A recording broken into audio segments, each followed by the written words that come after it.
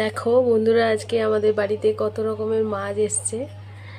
আচ্ছা, প্রথমে দেখাই, এটা হচ্ছে লাইলন টিকা মাছ।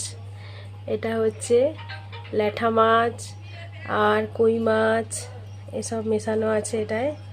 পাকাল মাছ, এগুলো পাকাল মাছ সব রকম মেশানো আছে। আর এটা হচ্ছে চুনা মাছ,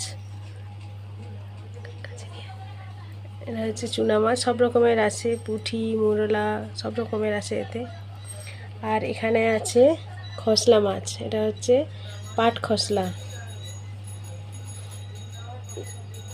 এটা হচ্ছে পাট খসলা মাছ।